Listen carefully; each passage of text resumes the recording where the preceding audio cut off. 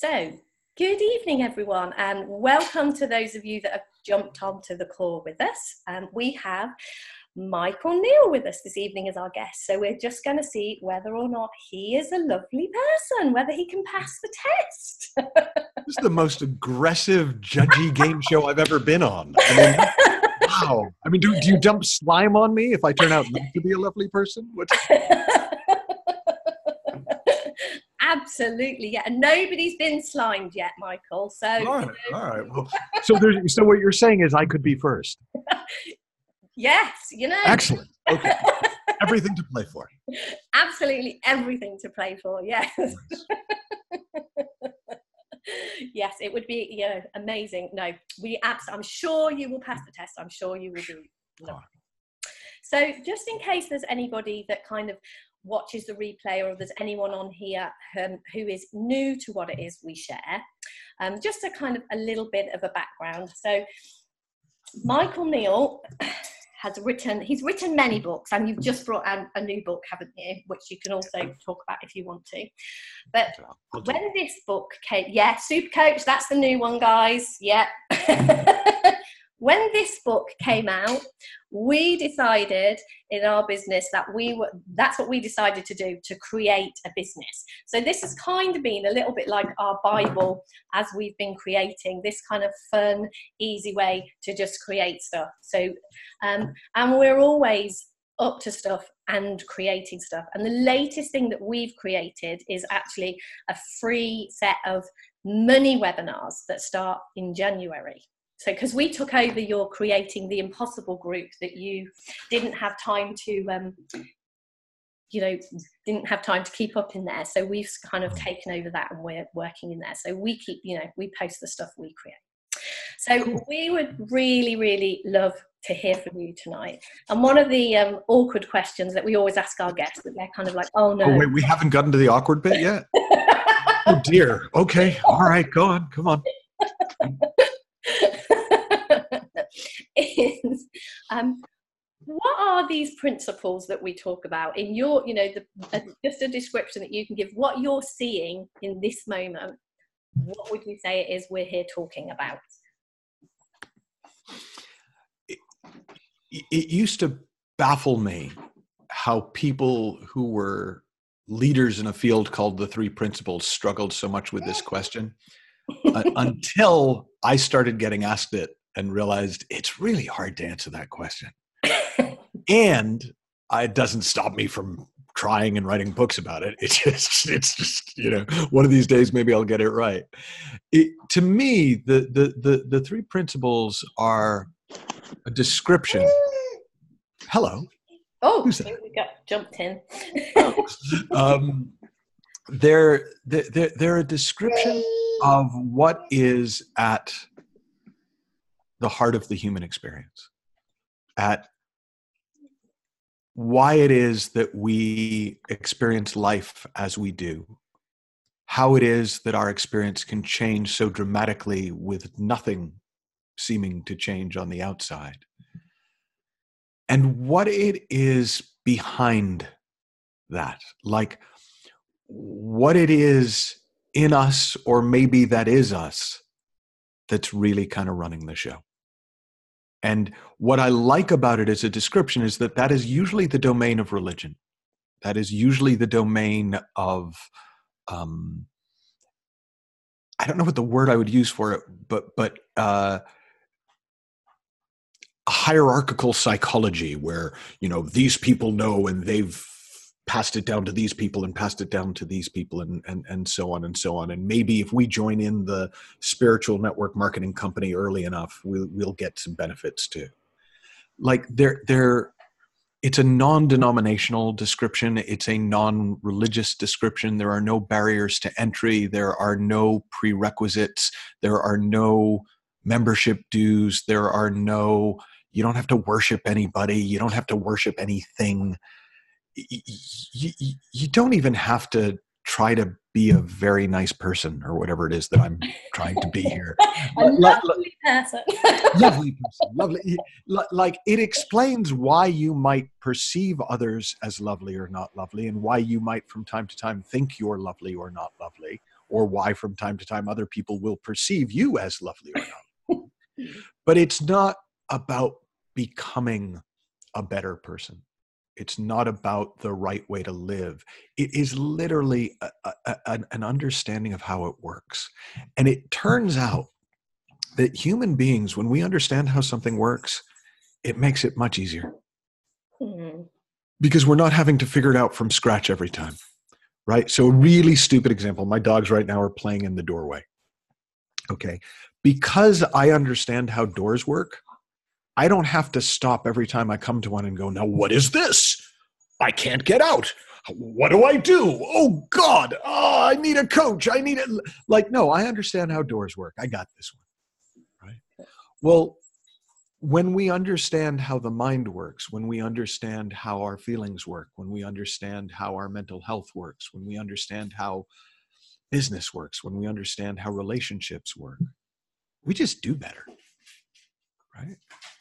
And so that's what the principles are. That's why I think they're one of the most worthwhile things to spend time talking about and exploring. Thank you. That's absolutely perfect. I love that description. I love the whole, you don't have to actually do anything. You don't have to be a perfect person, because a lot of, when we do this self-help, there is this whole, oh yeah, I've got to get it right. I've got to be perfect. I've got to live up to something. I've got to. And I mean, I tried. I did. I gave it the old college try. I used to do the 4 a.m. meditations and the, crystals up the nose, and it just didn't take. And it was actually, I remember when it dawned on me that that's not what it's about, that's not a prerequisite. I laughed for about 10 minutes. And I think it was kind of that laughter, like if you think you're about to be shot and you find out you're not. I think it was relief. I don't know if you've been in that situation, but but I hadn't realized that there'd been a virtual gun to my head most of my life. Now, the fact that I was the one holding it is neither here nor there. Like, I didn't know that. If I had, I would have just put it down earlier.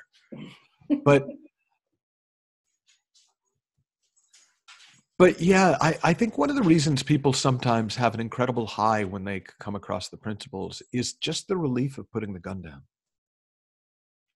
And then they wonder where it goes. It goes because you can only have relief for so long unless you put the gun back to your head, and then I get relief again, right? I mean, you can keep getting off on the feeling of relief, but that's not the point either, right? The fundamental point is we're okay.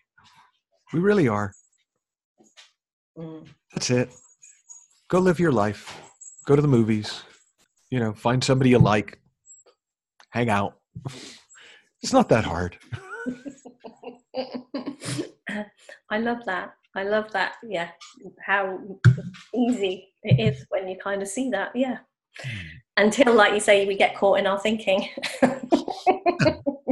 But see, even knowing that's inevitable means we don't have to try not to. Right? It would be like saying, hey, okay, this happened yesterday. So I walked these guys. I don't know if you can hear how loud the dogs are, but they were having a great time over there just off camera. And so once a week we take them for a midnight hike. So my best friend and I, we've been doing it for 30 years with different dogs. But and it had been raining here in the last week, and so my wife said, well, have fun, make sure they don't get muddy. Now, I felt free to completely disregard that instruction, because there's no way in hell you can walk dogs in the mud and they're not going to get muddy. I was perfectly happy to clean them off after, but I spent not 1 ounce of stress or effort trying for them to not get muddy. And I wouldn't spend 1 ounce of stress or effort trying to not get caught up in my thinking. I'm going to get caught up in my thinking because people think. Yep. And that doesn't mean you can't rinse yourself off after. It doesn't mean you can't, do your best to not do harm, that you can't do your best to make amends if you have amends to make afterwards. but I'm not going to stress about trying not to do something that's inevitable. It's like, it would be like somebody telling you, now, whatever you do, don't age. What? I mean, and look, people do tell you that here in Hollywood, and there's a whole industry around it, but it doesn't work. It just, it keeps people really busy and makes some people really rich. But like, that's just not how it works. And if we understand how something works, we can stop trying to make it work differently. Yeah. We can work with it instead of against it. And then life somehow miraculously becomes pretty fun and pretty straightforward and kind of easy at times and difficult at others, but no more difficult than it actually is. And no easier than it actually is. One of my favorite quotes, it was I always like to have a quote, they call it an epigraph at the beginning of each book I write. And my very first book, the epigraph, was from Einstein. It was one of my favorite lesser known Einstein quotes. And it said, everything should be made as simple as possible, but not simpler.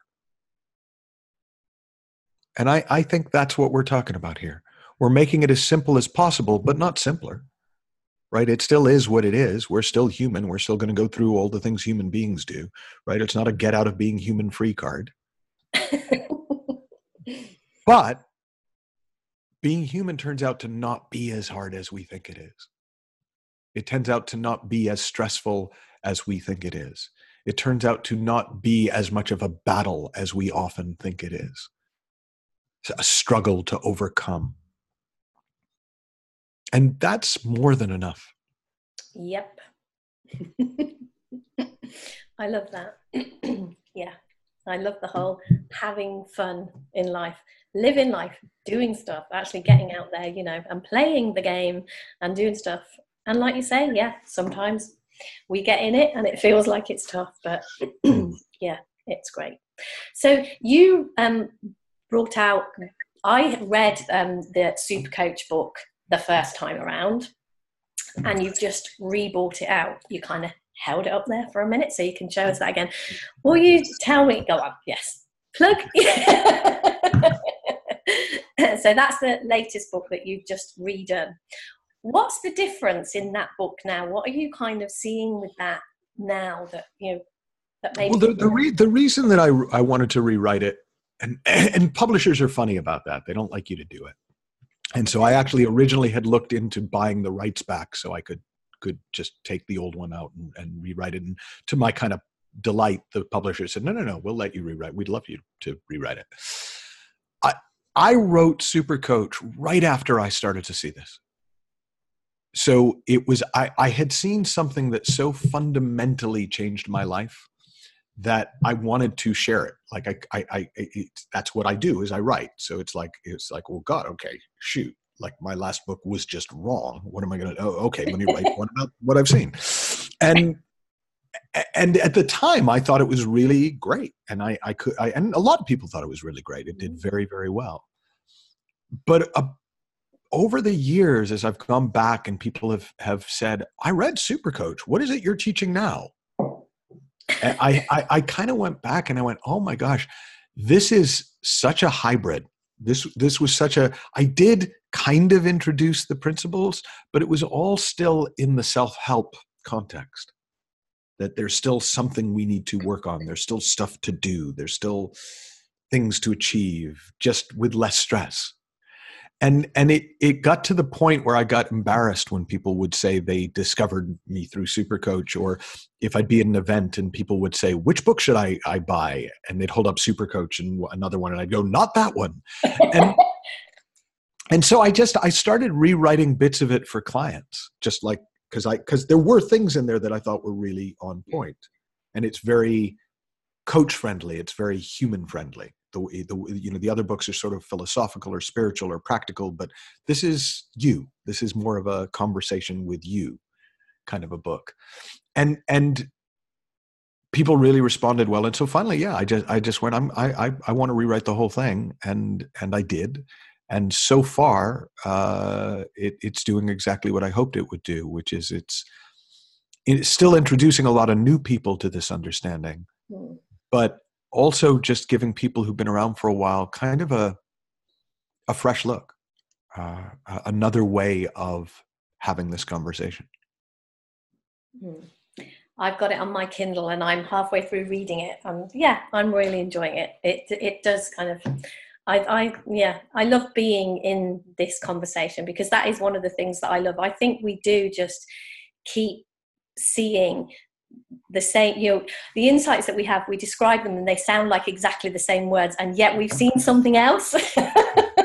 No, I always joke with my publisher that one day I'm really going to just bring out a book that's called No, Really, and it'll be the same text as all the other books.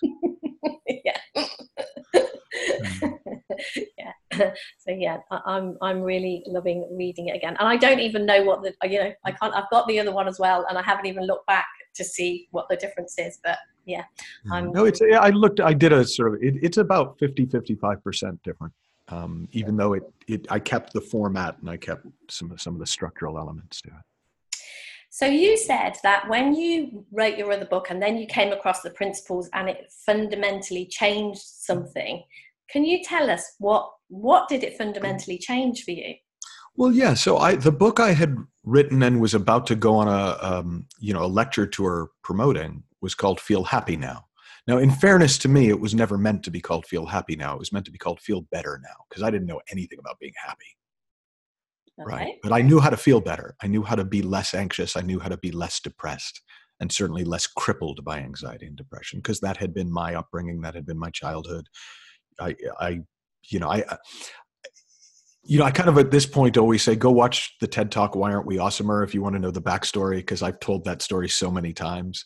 But essentially, I was not a happy kid. Let's just kind of leave it there. Okay. But I had found a way to be very high functioning. So I'd found things that allowed me and many of my clients to deal with our mental health issues well, to succeed in the world in spite of our mental health issues, to actually have a kind of a nice life in spite of our fundamental messed upness. And what I saw that changed everything was that I wasn't fucked up. Now that came as a big surprise to me. And people, I don't know, I'm sure somebody might have told me that at some point, but it was like, yeah, you don't know. You're not in here, right? You're looking at the outside. You're looking at the facade. And yeah, I can put up a good facade, but I know. But when I heard Sid Banks say every human being is sitting in the middle of mental health, they just don't know it. I just realized that was true. He wasn't talking to me. I don't know if he was dead at that point, but he certainly, like he was just saying something. And it was kind of, the closest analogy, even though it sounds very almost facetious, was I was once went to Mallorca to do a retreat, and I arrived in the evening, and it was a lovely evening, and my room had a balcony, and I could not get out to the balcony for love nor money. Like the door just would not open. I tried the lock. I thought, I'm sure I'm being stupid, but I tried everything. And I finally called down to the front desk and said, hey, can you either, have somebody come up here and unlock this door, get me a room where I can actually go out on the balcony? It was a sliding door. Hadn't occurred to me. Right? I tried every strategy of push and pull and lock and unlock in the world. But the second I saw it was a sliding door, I felt like an idiot for everything that had gone before, but I was done. It was like that. I'd spent my whole life trying to overcome a fundamental flaw that I suddenly discovered was never there. And it changed everything. Among other things, it totally messed up the book tour promoting the book about how to cope with how messed up you are. But that was kind of like a minor problem in the scheme of things. And it was extraordinary, because I had not realized how much of my life force, how much of my time was spent coping. Because suddenly when there was nothing left to cope with, I had so much free time, I literally did not know what to do with myself. I played, I got into the game Angry Birds.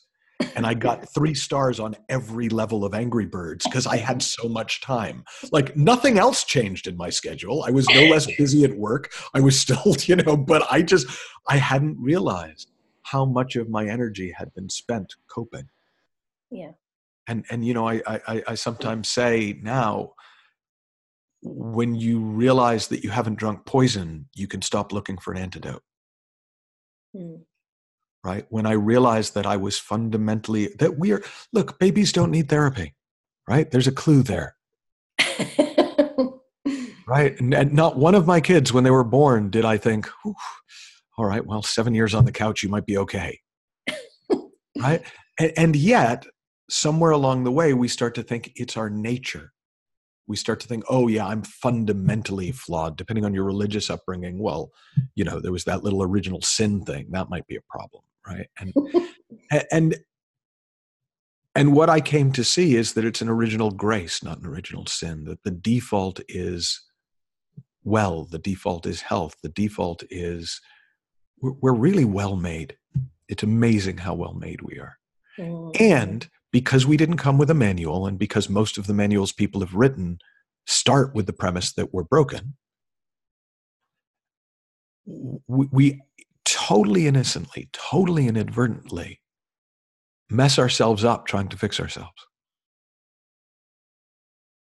And it's, sometimes, there have been times where I have felt angry about it. Like, why didn't anybody tell us? How on earth could this have happened? And one of my friends, I don't know if you've ever had him on, Bill Pettit, who's one of the first psychiatrists who was trained in this and used this as the basis of his work for 30 years. He said to me, if you've been walking around in the dark and you've knocked over some furniture and broken a few lamps, and then the lights come on, you can be as upset as you want about the broken lights, or you can be grateful for the light. Yeah. Right. And that made sense to me. And it stopped seeming worth being upset about. What do you do if you have a client in front of you who has been kind of like when you bought your other book, that book out, and it ruined your book tour? What do you do if you have a client in front of you who's kind of written a book like that and they've come to you to sort it out, and you're kind of like, oh gosh, I've got to point them towards something that's not broken about them, and their whole life has been about fixing broken people? Well, I don't enter into that conversation lightly. Like, I will warn them before we spend any time together. If you see what I'm pointing to, this will mess up your career. Ultimately, it will make it better. Yeah. But in the short term, this is going to mess you up. And look, I've done that with a lot of people. There are a lot of the writers and the principals now who started out in other fields and came across me and to me, and I held their hand as they made that transition, because they're fundamentally incompatible. Like, I tried for about 3 years, and that's why the original Super Coach was that hybrid, to make it fit. It doesn't. That's why ultimately the Inside Out Revolution was the first pure book about this I wrote, because I realized, this is not an evolution. This is a revolution. This is fundamentally starting from a different place. It's starting from a different understanding. So even though bits of it sound similar and bits of it kind of look similar on the face of it, this isn't just change your thinking, change your life. In fact, it isn't that at all. And yet I understand why people think it is. Yeah. Because I did, till I didn't. It's like, yeah, it's one of those things, isn't it? You have a conversation with somebody, and then you see them a few days later, and they say something. Yeah, I've been really working on changing my thinking, and I can see what you're saying. And you're kind of like, I never said that. Nobody lets that stop them. No. So yeah, it is. It can be interesting what people hear. How do you feel about opening this up and see if anyone on the call has got any questions or anything that they would like to ask you? Is that okay with you? It is my favorite thing to do. Cool, that's perfect then. So if anyone on the call has got a question, feel free to either raise your hand or unmute yourself. Obviously, if we have hundreds of people do it, we might have a problem. But if you would like to ask Michael a question, please feel free to jump in and do so. Elaine's waving at us. I'm waving. Actually, I don't have a question. I just want to say how excited I am that Creating the Impossible is starting again. I know. I know. And And I got to tell you, we got over 300 people signed up already. Jeez. It's like, it's going to be a fun one. I know, it's going to be so good. I've just realised I've forgotten to sign up, so I better get on it. 301. I know. But yeah, it's so good. I really like the fact that you never end up, well, some people do, but not often do we end up doing the thing we thought we were going to do in the beginning. Yeah. No, and I mean, one of the things I've learned about the program, because I started doing it in 2009, and it has changed. I know, Jamie signed us up. Okay. Jamie signed us up twice. He and I. Okay. Well, and it's, it's changed so much as I've just seen more. It really has. Yeah. But it's never been any less fun. Like that's the thing, is it's always got that energy of creation. And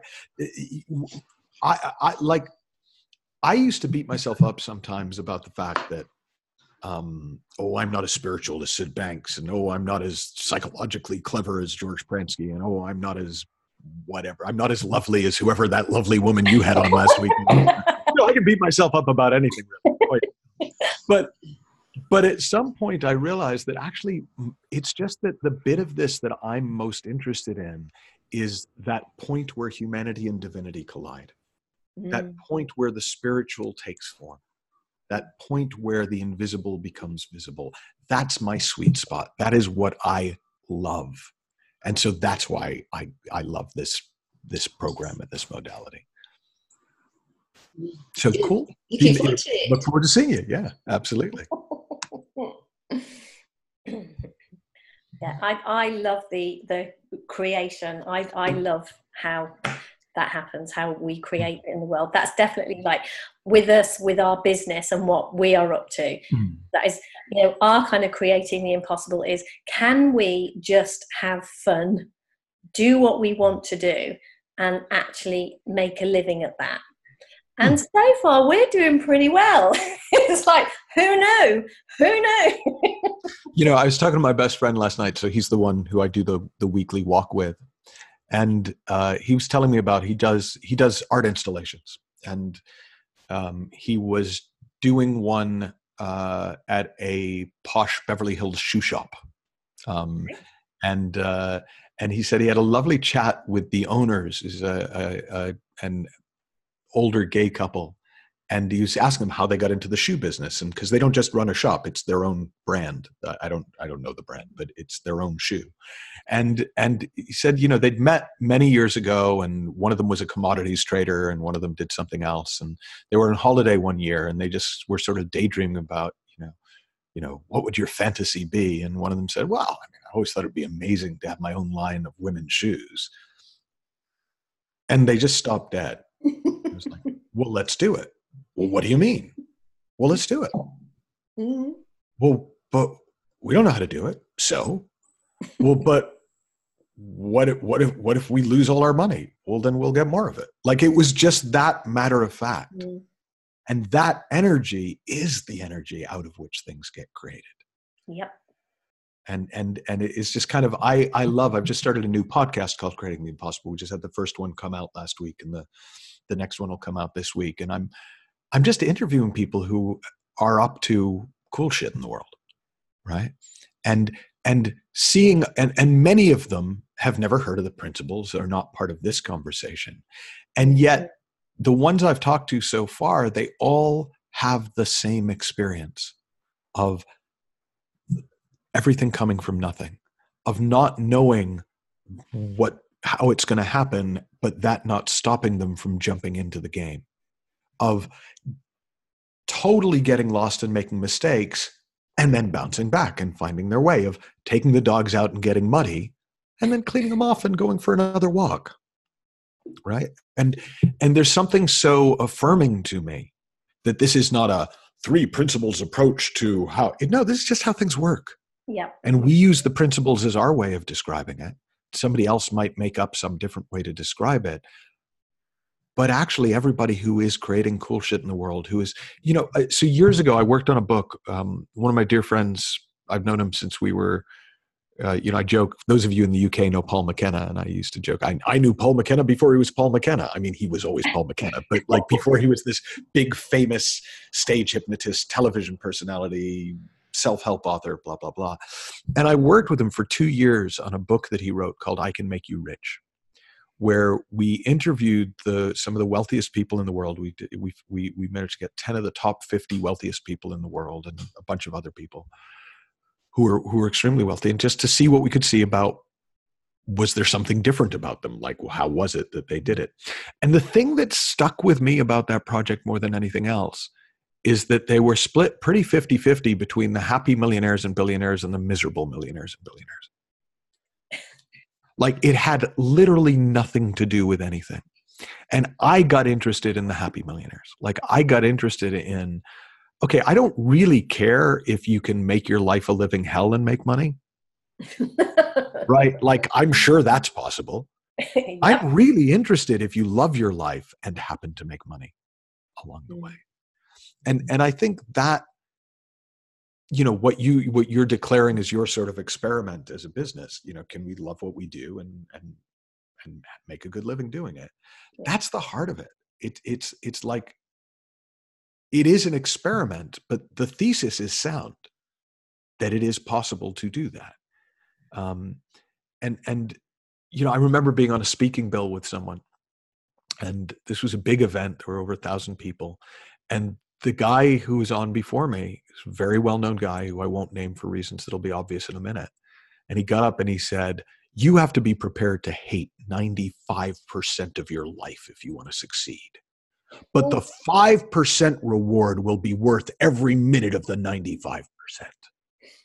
And I mean, I threw up in my mouth at the back of the room, and and fortunately, somebody else wound up going on before me, because I don't know that I could have held back, and it's really not cool to slam the speaker before you at an event like that.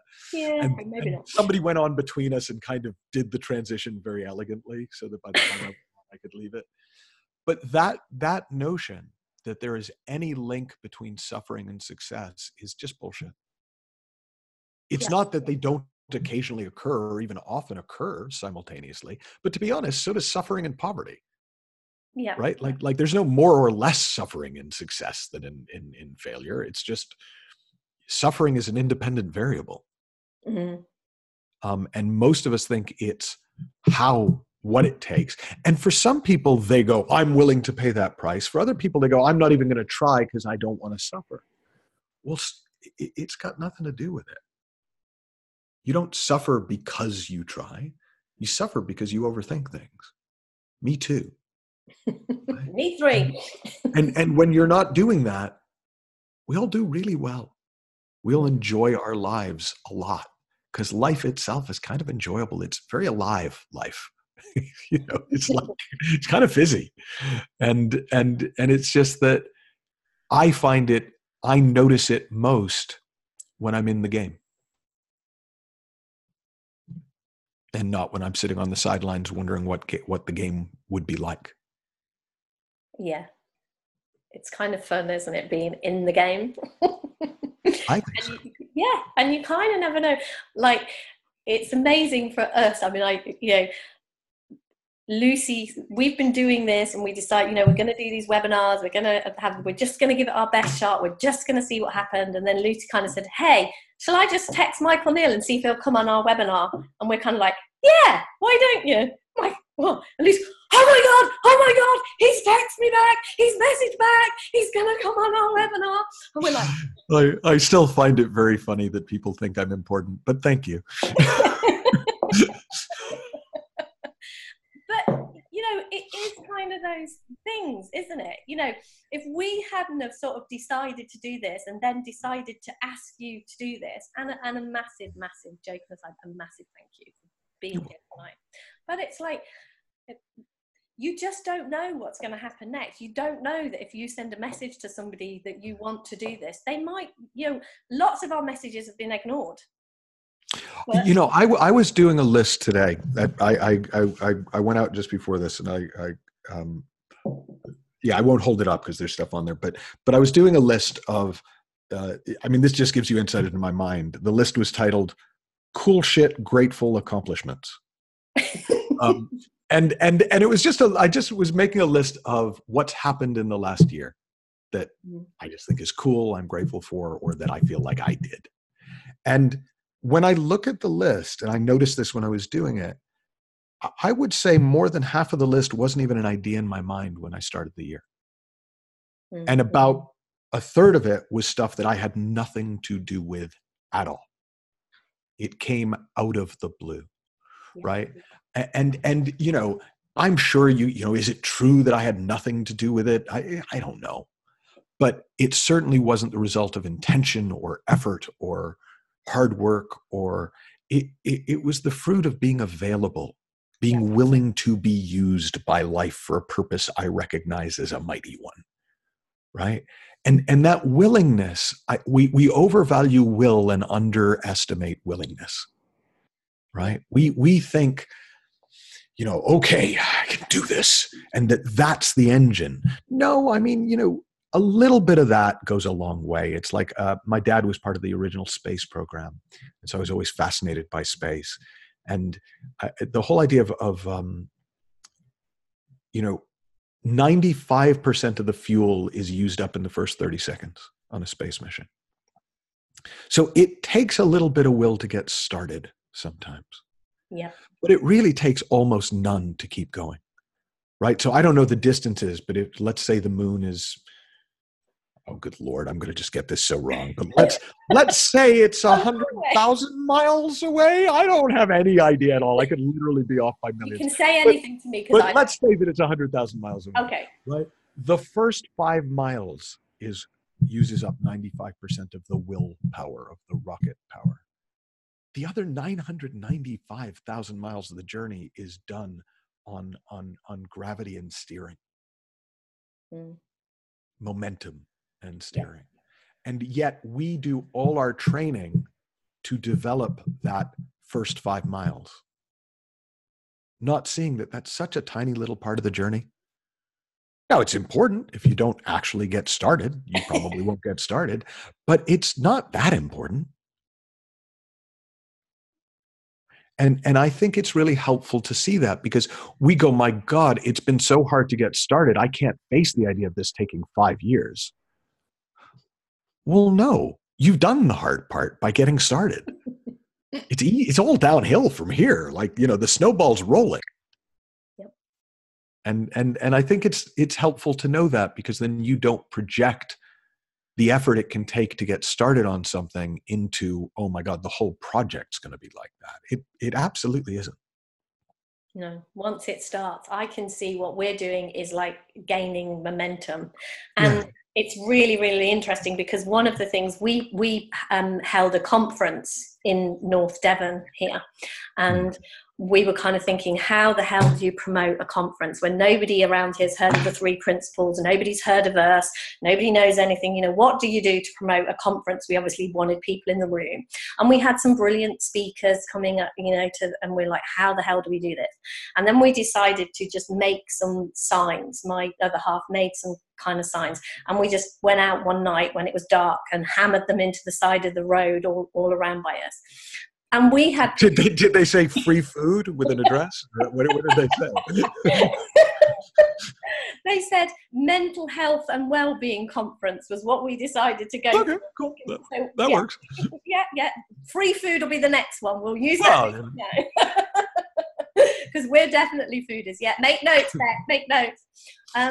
And yeah, we put these signs at the side of the road that said mental health and well-being conference. And then while those signs were there, I actually got phone calls from the local school asking if we would go in and speak to the children about mental health and well-being. Now, I've been trying to find a way to get into schools to teach this understanding to school children, and I was just drawing a blank, and nobody was answering my emails, and you know, I was banging my head against the wall. And we did that, and we're in the schools now, and it's kind of like, wow. You know, but it is like, get in the game, and you just don't know what's going to happen. And I think it is so helpful to people when you're honest like that, because there's an effort to kind of make it seem like, no, I did do something. No, I put the signs out. And yes, well, we did. We went out at night. And it's like, yeah, you did, but you could do that 1,000 times and not get that result. Yep. It's like, but what you did was got in the game and did the next thing. Mm. Well, Yeah. that's how everything gets created. Mm. It part of the problem with writing the book for Creating the Impossible that I really was surprised at how much I struggled with that book compared to other books I've written, because it was a course I'd been teaching for, at that point, when I started writing it, like 8 years. So I thought, well, okay, this is going to be easy. Was the whole book is kind of aim yourself in a direction and start moving and then see what happens and respond. Yep. But I mean, this thing is pretty thick, right? That's like, I took a long time to say that. Yeah. Right. And yet, in a way, it's all we're doing in having this conversation with people about mental health or about whatever we're having it with them about is being willing to stay in the conversation until they look where we're pointing. Yeah. Because if somebody looks in this direction, they will see, because what we're pointing to is actually there. Yep. That's our secret weapon. Is what we're pointing to actually exists. So we don't have to be great at it. Not to say that it isn't more fun as you develop a facility with it and a skill with it. Not to say that it isn't, you can't reach more people as you get better at articulating it and pointing to it and speaking to it. But fundamentally, I use this metaphor on our coach trainings a lot. We're pointing people to the bathroom, right? Like, we happen to know where the bathroom is, and there's a lot of people out there doing all sorts of crazy shit to try to find the bathroom, and it's like, it's over there. Well, yeah, but I can't go over there because oh, I went over there once, and it's like, literally job done the second they look to the bathroom sign. Yep. Right? But that can take a while. Right? Especially for people who've become a bit jaded, who've become a bit hopeless, who've kind of gone, well, I tried it. I don't want to get excited about something else. I'm just going to learn to deal with, this level of mental health, which was me. I mean, I get it. Like that. I was totally accepting of being broken. I didn't struggle with it. I didn't think, oh, poor me. I was cool with it. Like, oh, well, I lost the genetic lottery. Bummer. Right.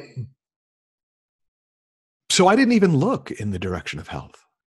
It wouldn't occur to me. It's like, well, it'd be like somebody who thinks they're born without legs, being told, there's, there are legs available. Like, I don't need legs. I've been going around without legs this long. I don't need legs now. And then you suddenly go, oh God, there's nothing. I actually already had legs. I've just never used them. Oh, I'm already healthy. I just didn't know it. I'm already well. I just didn't see it. It was covered over. Oh, I had a client once who loved the idea of innate well-being, that our health is innate, that we're already okay. We were born okay. He said, I don't have it. It's not true of me, but it's very comforting to me to think that other people might be. And it was very sincere. It was lovely. And about 6 weeks into our conversations, I remember him saying, I had a weird experience this morning. He said, I woke up at about 6 a.m. and I felt the way I feel after an orgasm, but it went on for hours.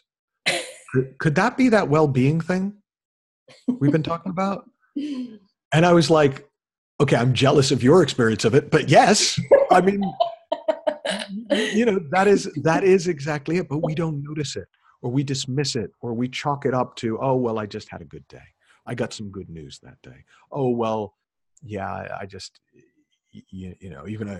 even a stopped clock is right twice a day. Even a depressed, miserable human being is going to be happy once in a while, right? We don't see that that's our nature, that is natural. And so we don't give it credence. And so we do what we do.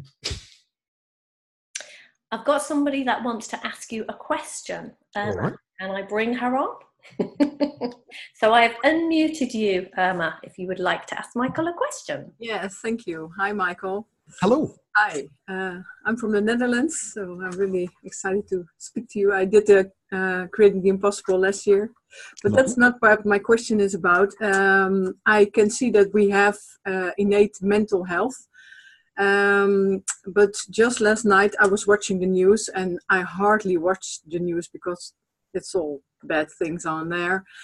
And there was a message about 2 people being stabbed in a train station, and this guy was paralyzed and the other one was also badly injured. And then my thinking kicks in like, okay, I know we are mentally healthy inside, but when you are injured like that, then your health on the outside is attacked. How can you communicate this innate mental health to people who experience that kind of devastating experiences? Because your health is compromised. So you're paralyzed. One of the things that we're up against in having this conversation is that the medium is language. Mm-hmm. And language is a finicky thing, right? So the word health does not mean one thing. It's a best approximation of how to talk about what we're talking about. But if we think, well, I've got health here, but clearly I'm not healthy here. Like it sounds like we're talking like those can't both be true. Yeah.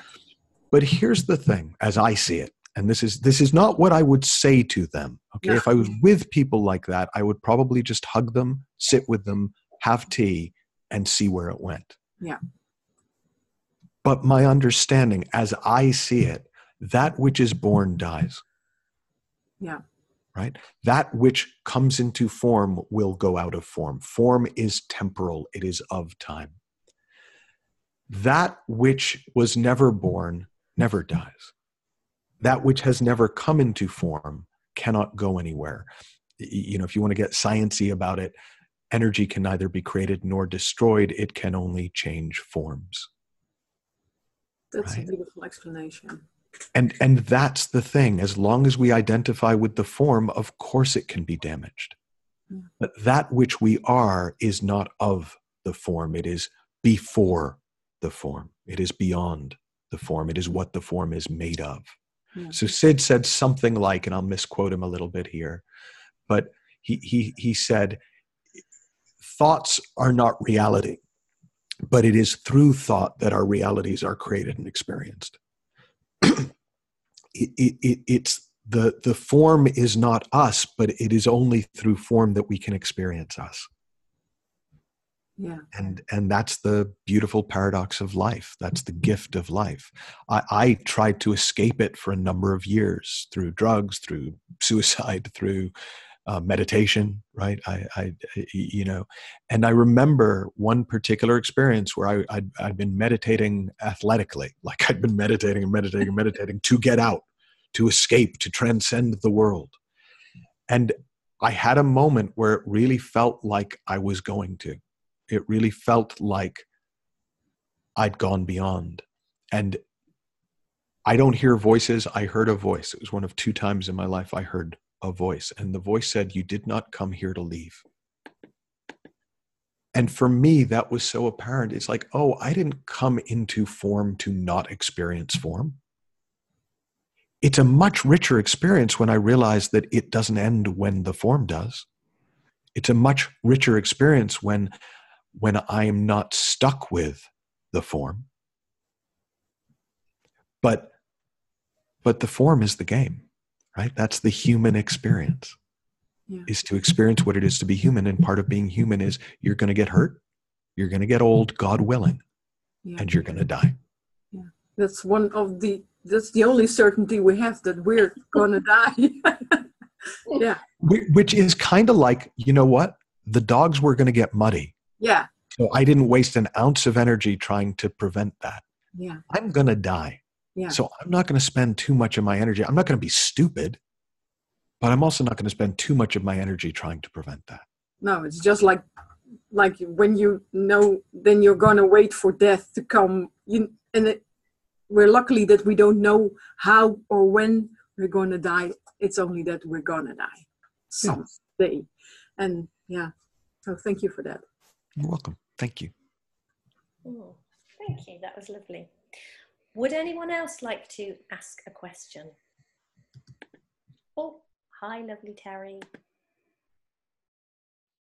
Hey, everybody and Michael. Everybody and Michael. So Michael's not. I switched it at that time. It's okay. Separate being. All hail the great Michael. I didn't feel hailed. I felt excluded, but okay. Yeah, your way's more positive. Let's take that one. I'm going to be meeting you in February, at the beginning of February, so I'm looking forward to that. Of course, In that's right. person. So I liked your conversation with Erna there. I'm curious about this. It's like I know the answer when I, stop thinking about it. But I don't know how often you work with people who do have the suicidal ideation or ideation or whatever it is. But so I have a particular person in my life. It's not me. I have is, really just wanting it to be over, like the sooner the better kind of attitude towards life. And I get that because I've been there myself. And I try to, what would be helpful to me? Well, the only thing that's ever helpful is to be seen and known and cared for. I mean, I cannot think of any other way. I mean, I've mentioned the principles. I mean, it's like everything I kind of throw that direction is, it's blocked and pushed away, and this person doesn't want me to even send them anything anymore. So it's been interesting because I realize, for myself, that my knowing of his truth and my realization that is on my own thinking that, because that's what triggers, I think I talked about this when I was in a talk on this. When I learn something new or something gives me an insight, I immediately think of people I need to send it to, right? That's kind of like my habitual thought process. And so what I've learned to do is go, oh, isn't that curious?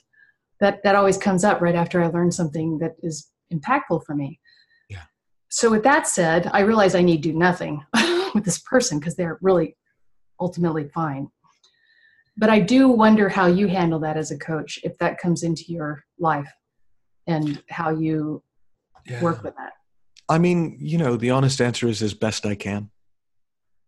I think when I deal with it in a way that I think is graceful, it's because I didn't start buying into the idea that their life was in my hands.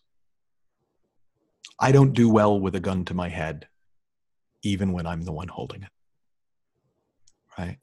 So people are going to do their best, right? One of my best friends from college killed himself, hung himself in the park. And I remember at the time thinking, boy, what would I have said to him? Because I didn't know, we hadn't seen each other in about 15, 20 years. So I had no idea he was going through what he was going through. And I wrote a thing. I wrote a blog post about what, I don't remember what it was called, but something like what I would have said to my friend had. And I got a message about a week later from his daughter. Now, I had actually met her when she was 6 weeks old. Like I remember she and her mom and him came to our house, but obviously I'd not seen her since that point. And she thanked me, and she said that it was very meaningful to her. She felt it would have been very meaningful to her dad.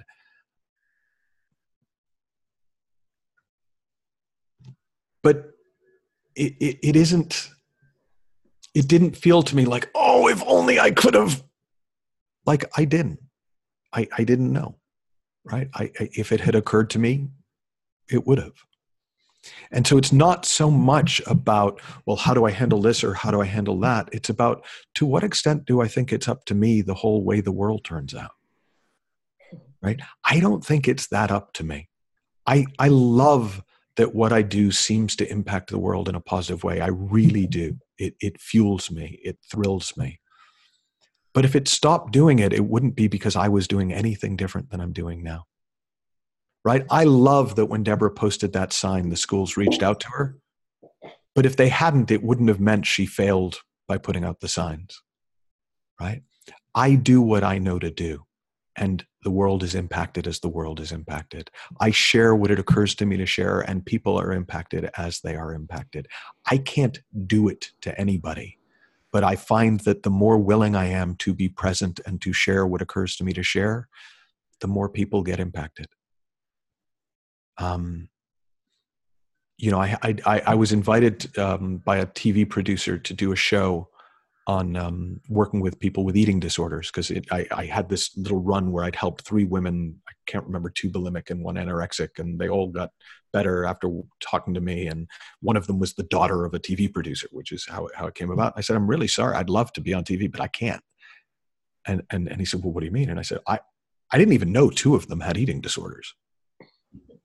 Right? It wasn't what we were talking about. We were just talking about what we're made of, and they saw something and it changed. Right? You can't do it on purpose. You can't apply this. Right? I can explain to somebody the difference between a door that opens inward and a door that pushes out and a sliding door. But that's all I can do. Which doors they walk through, that's not my job. I wouldn't want it to be my job. It'd be an exhausting job. And I think it would discount free will. You know, so I don't know if any of that's helpful, but it feels honest.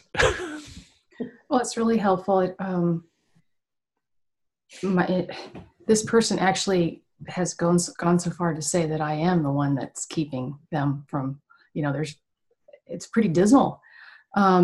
And what I've realized is just exactly like what you say, I am not in charge of any of it. And the fact I'm seeing them any different than whole and healthy and creative and perfect already is my problem, not anybody else's. You know, it's my insight that's got to come to me so that I see clearly. Yeah. So there's nothing really to be done. I was just curious how you... don't get me wrong. If I had a magic wand, I'd be waving it all day long. But that sounds also a little more, as I'm saying it sounds a little more bleak than I mean it to. Actually, it's amazing how many people get helped. It's amazing how many people who really think there's no point and life is hopeless find hope and go on. So it's not futile. It's just I'm not in charge of it. Right? So what I know to do is to keep doing what I do. And the fact that it helps as many people as it does is great. And the fact that it doesn't help some people is reality. Perfect. And if I let that discourage me, I'm not going to get very far. Cool. Thank you, Terry. That was lovely. Thank you very, very much. So I'm kind of aware of the time, and, you know, I've just looked at my computer and it looks like it's going to die, and I forgot to flick the plug on, as you do. I thought you were going to say, and I forgot to hit record, but okay. No. I did say earlier on, oh my gosh, what if I forget to press record? And Lou and Beck, who were in the room, said they would kill me if I had forgot to press record. But we've just had to do it again another day, you know? Oh, the terrible things that we have to do. It's awful, isn't it? Yeah, so thank you for this evening. Thank you very, very much for being here. That has been really great. It's been absolutely amazing to speak to you. And I kind of think maybe, yeah, you are a lovely people. Oh, I can relax. Thank goodness. Oh, a stressful hour of my life. You passed. So I would like to say to everybody that next week we have, we actually had somebody as our guest tonight, and she very gracefully changed to next week because we said, oh, Michael Neill said he can make this week. Would you mind changing? And I've forgotten what her name was. What's her name, Beck? Oh, Deb. It's Jean Catherine next week, and she was very gracious and said that it was worth switching. Send her my love. I know her well. Yeah. Said it was worth it for Michael. Yeah, so we would absolutely love everybody to join us next week for Jean Catherine, our lovely person. And yeah, the other thing that I talked about at the beginning here, if anyone is interested in signing up for our latest creation, our money webinars that are going to start in January, it's a totally free series that we kind of, one of the things that I saw around creating my business, a lot of things looked very, very different for me around money. It was something that I used to massively struggle with. And since starting this business and moving house, I just see that so differently. So we decided to do a webinar series. So if anyone is interested in joining us, they can find out about that. Is there anything else I'm supposed to say, Beck? No, that's everything. Everyone needs a Beck in their life. I just am surprised she just didn't walk around into the next room behind you and No, it's very comfortable here. I'm not moving. She loves me. She's okay. She knows what. Yeah. Yes. Thank you very, very much for this evening. It was an absolute delight and a pleasure to speak to you. And a pleasure. Nice to see everybody. Yeah, if you are ever in North Devon and want to speak at we're having another conference in November next year. You know, if you want to be a speaker at one of the most prestigious conferences there is, just get in touch and we'll find you a slot, I'm sure. Nice. Thanks. Thank you, guys. Lovely to see you. Thank you, everybody. Thank you. Bye. Thank you.